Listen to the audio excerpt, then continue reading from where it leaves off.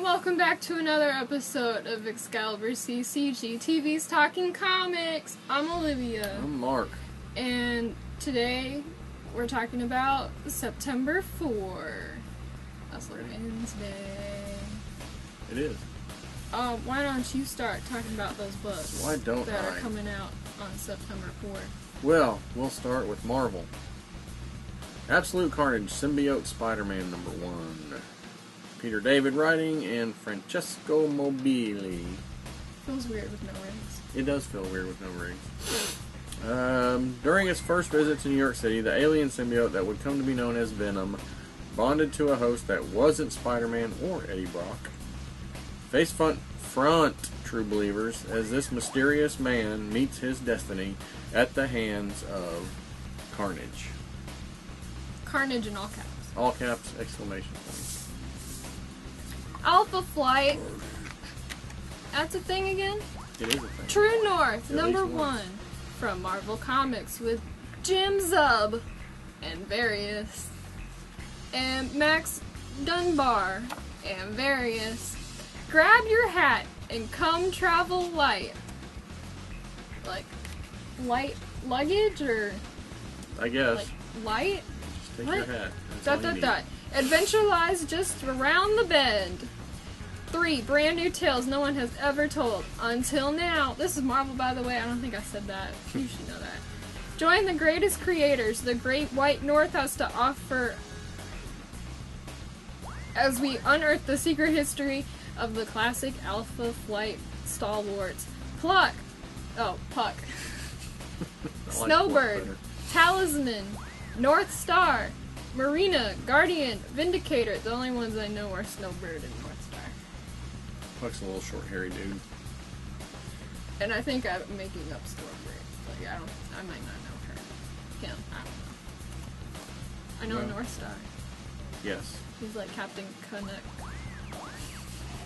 They have like the same outfit, white and red. North Star. Somebody that was in there is his sister. I can't remember which one it is. Why don't you tell us? Okay, and we're gonna do another Marvel comic here. Amazing Spider-Man Going Big, #1. Written by Jerry Conway and Eric Larson. Art by Mark Bagley and Eric Larson. Eric Larson returns to the book that he revolutionized back in the 90s with a story that will remind you why. Not to remind me why, because I don't remember him revolutionizing anything. Legends Jerry Conway and Mark Bagley team up for a killer Spider-Man story that'll keep you guessing until you read the last page. That's kind. With that name, it sounds like one of those Walmart books. It does kind of, doesn't it? Batman versus. Are we calling him Ra's al Ghul or Ra's al Ghul? However you want to. I'm gonna call him Ra's al Ghul. #1 of 6 from DC with writer, artist, and cover artist Neil Adams. A legend. Gotham City is under siege by terrorists, and Batman is determined to find the source. But when Boston Brand, I don't know who that guy is, tries to intervene, he discovers an even more disturbing and deadly truth, the terrorists are led by an inhuman monster. Uh-oh. Is it Medusa? Is it that guy with the dog? The guy with the that's the one. With the little poop poops? Ra's al Ghul has volunteered his own private security force to aid the GCPD. That's the Gotham City Police Department, by the way. And now they're the only thing standing between nuclear terror and the townspeople. But Al Ghul's true goal is hidden from everyone's eyes. It's hidden from my eyeballs. He will destroy the city and kill Batman, this time for good. Watching in horror is Bruce Wayne. Oh my gosh, what does that mean? Is he gonna make like a publicity stunt that he kills Batman and then so he can like feel good about himself and make everyone fear him, but really Batman is just Bruce Wayne? Maybe, I don't know. And he's just chilling. He's like, oh, I guess I'm retiring. Yeah, we could do that. It's the weirdest team up ever. Okay, from Image Comics is BATTLEPUG, #1. I think that's like an online comic. No, it's been a regular comic before? I think it started online though. Oh, maybe, I don't know. Written by Mike Norton, and art by Mike Norton and Alan Pasalakwa. Anyway, it's been a few years since the last Kinmundian saved the world with the help of his faithful BATTLEPUG, but a new threat arises. The epic tale returns as our favorite barbarian and his trusty overgrown dog renew their quest for insane adventure. Same dog, no tricks! Like that one dog with the bloops? Like with the bloops. Deceased with a D. Cease? No, cease. Deceased. Because it's DC Comics. A Good Day to Die, #1. Is that another Walmart one? No, this is actually just a tie-in for DC's. Because it is a Walmart title. It is kind of a Walmart title. Tom Taylor in Laura Braga, and there he is. While the mainstays of the Justice League that's a Walmart brand. What's Mainstays? that? Is it? Or is that one the Target brand? Oh, That might be the Target I think brand. it's Target. Okay, it's a Target comic book. It's a Target comic title. Superman, Green Lantern, and Wonder Woman. Battle of the worldwide infection in the pages of Deceased. A group of other heroes work to stop the impending apocalypse, no matter who they have to kill. Mr. Terrific assembles a motley group. A motley group? A motley group of surviving heroes, including Mr. Miracle, Big Barda, John Constantine, Blue Beetle, and Booster Gold. John Constantine's just kind of shoving his way in there, isn't he? Everything. He's everywhere. Can this ragtag... I don't know that they're ragtag.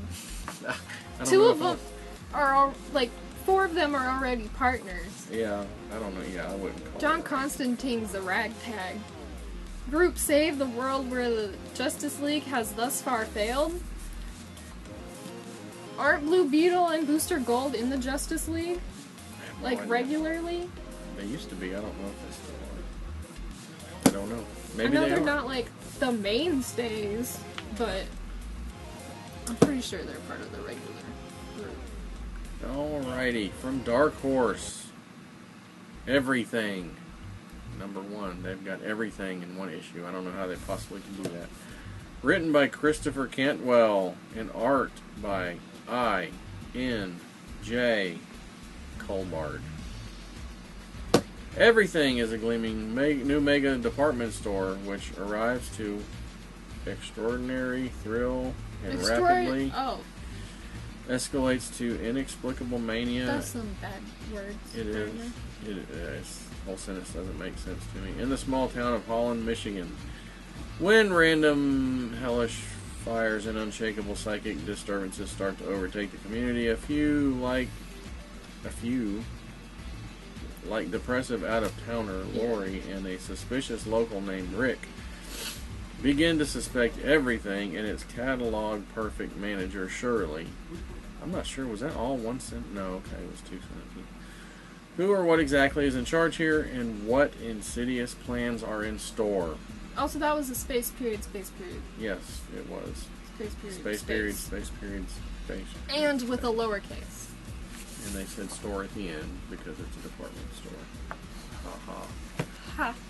Very funny. Harley Quinn and Poison Ivy. #1 of 6 from DC. For Jodie Hauser and Adriana Mello.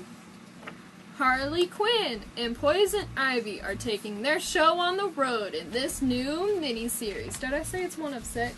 Yes. It's you 1 did. of 6. You did.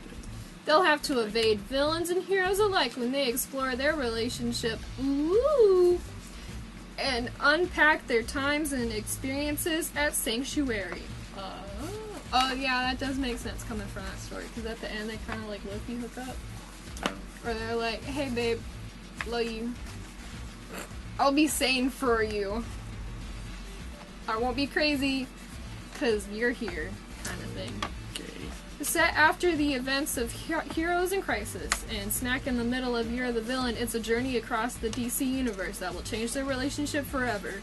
If they live that long. Well, nobody lives forever anyway. More DC. Legion of Superheroes Millennium, number 1 of 2. The one everybody's been waiting for. Brian Michael Bendis We've and had a Jim sign Lee. for it on our door for like a couple months now. Yes, we have. Maybe like all of summer. Yeah, pretty much. I think, yeah. Brought to you by some of comics' greatest talents. This epic story spans a course of 1,000 years and, for the very first time, connects all of DC's future timelines. What? Starring the unlikeliest of DC heroes as she learns to cope with newfound immortality and roams through the disparate societies Doesn't of Batman die. Beyond. Yeah. Lives forever. She'll live that long. Well, she can. Okay, then it's a tie-in for the Harley Quinn thing then.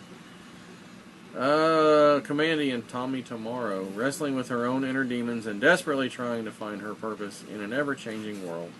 Do not miss this truly unique take on tomorrow's DC Universe, all leading up to a special launch on the Millennium. It's already been the Millennium, but okay. Millennium was like 18 years ago. I think it's the next millennium. That's a long way off. Well, it's all the future stories. This is true. So I get a really long one next time, so I get a really short one this time. Okay. Ready Deadly Rat, but with ready with like TT with T's in it. Retty. I think it's supposed to be pretty. I think the P got left off. Pretty Deadly Rat. I think that's Number 1 of 5 for mature readers. From Image with Kelly Sue DeConnick and Emma Rios. Kelly Sue DeConnick and Emma Rios begin a new chapter in the dark and deadly golden era of Hollywood. There's actually a few of these. There's another one coming up that was kind of lacking. Some of these. There was actually one book we were supposed to do called Somebody's Killing the Children or something like that, and there was like no solicit with it at all, so I didn't put it on here. Well, that's coming out as well as a bunch of others. Yes, so if you want to see children die, get that one. Alright. Okay, here we go. From IDW Publishing, Star Trek Discovery Aftermath, number 1 of 3, written by Kristen Beer, and Mike Johnson. Tony Chastain on the art. You saw the stunning conclusion of the 2nd season of Star Trek Discovery. I did not. Now witness the aftermath. After discovering Michael Burnham's personal log, Spock begins to unravel the story of Burnham's journey from orphan to Starfleet officer and the secret history of the Red Angel as well. But as he confronts the secrets of Burnham's past, he'll also have to grapple with his own. An amazing new Star Trek Discovery miniseries begins here. Star Wars Jedi Fallen Order Dark Temple, number 1 of 5 from Marvel. Matthew Rosenberg and Paolo. Oh wow. Paolo Villanelli. That's not what I'm laughing at. Leading into Jedi: Fallen Order trademark. The upcoming third-person action adventure Star Wars trademark title, title from Lucasfilm, just a single Lucasfilm, singular Lucasfilm. Lucasfilm, yeah, that's the company. Lucasfilm. Okay, and Respawn Entertainment. I don't know her. Don't know her. Ooh. Dark Temple follows the Jedi Master Endo Cordova. I don't know any of these people. And his impulsive Padawan, Sir Junda, on their most dangerous mission yet. The Jedi Council has sent them to a remote planet on Tatho to oversee the peaceful excavation of a mysterious temple that has been uncovered. But they will come to find that what surrounds the temple may be even more dangerous than the mysteries within it. Clandestine local resistance forces and ruthless corporate security troops in a war for the fate of on Tatho, and the Jedi are caught in the middle! Exclamation! Wow, you're still reading that. Oh, I get the next one. Okay, there's still more. Alright, I have no idea what you just said. Except basically the plot line to the whatever the last movie was. Okay. With less salt. Triage, number 1 of 5 from Dark Horse Comics. That's 2 from Dark Horse this time. Written, arted, and cover arted by Philip Sevy. A dedicated nurse named Evie Pierce awakens to an unfamiliar world alongside 2 doppelgangers. They got the 2 dots over the A, doppelgangers. One, a young and snarky superhero. The other, a hardened rebel military commander of post-apocalyptic world. When a mysterious figure begins to hunt them down, the 3 women must work together to survive and discover why they were assembled. Assembled like Avengers Assemble or like Voltron? Maybe both, I don't know. Vampirella, Red Sonja, again, but again it's not part of the name. Number 1 from Dynamite. Jordi Belair. Belair? I don't know. Drew Moss, the first ongoing series. Co-starring the daughter of Draculon, that's the planet she's from. Yes. And the she-devil with a sword. From Eisner winner Jordi Belair and Drew Moss comes a saga spanning space and time, filled with horror, adventure, mystery, and murder. Woo. Murder. Murder. Alright, last but not least, or maybe least, I don't know. From Marvel Comics is Web of Black Widow, number 1 of 5. Is it? Okay, so it's not going to be like Web of Venom, where it's just a whole bunch of just random stories. Well, I don't know. Over the course of several months. Jody Hauser writing and Stephen Mooney arting. One of Marvel's... Damn it, there's something by my eye that's like there, and it's bugging the crap out of me. One of Marvel Comics' longest running female heroes finally gets her due. Natasha Romanoff is the deadliest spy in the Marvel Universe, and the beating heart of the Avengers. Really? Okay. Well, because Iron Man doesn't have the beating heart. She has the beating heart. But when a mysterious figure starts exploiting her past, the Widow may have to go back to black and off the grid. But you never go back. Who can she trust in this web of deceit? And more importantly, can her friends trust her? Don't miss the spy tale of the century. Wow, the century. Like century Pretty isn't bold. like 19 Like to 19 years, to like 2019 or like 2000 to 2100. 2100. I'm assuming it's that one. That one? Okay, well that's all of those. Okay. Now we gotta talk about stuff that's old. So the Black Hammer Justice League is out, and it looked really cool. And I've read a Black Hammer story. I've read 2 of them on Free Comic Book Day stuff. And so I was like, hey, I don't know enough about that, and I want to read that Justice League Black Hammer one. So I'm gonna read the regular Black Hammer so I can read it and know what's happening. The Bat Phone. So I read Black Hammer Secret Origins, that's the first one, and then Black Hammer The Event, that's the second one, and then Black Hammer Age of Doom Part 1, that's the third one, and then I read the From the World of Black Hammer, the Quantum Age. There's 2 more worlds of Black Hammer, Sherlock Frankenstein and the Legion of Evil, and Dr. Star in the Kingdom of Lost Tomorrows, which I didn't even know the second one was a thing. But I'm gonna have to read those. So, what if you had a bunch of superheroes from, like... When did they go missing? Some of the superheroes started out superheroing in the 40s, but I think it was, like, the 80s when they went missing? Could be. I don't know. And they just get stuck on this farm. They can't leave the farm. Something about the farm's not quite right.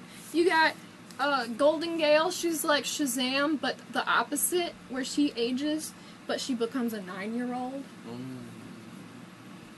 When she yells Zafram.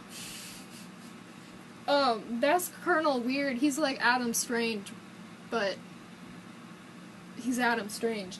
And that's his, robot buddy girlfriend person. Her name is Talkie-Walkie. But it's not pronounced like that. The human tongue cannot comprehend the pronunciation.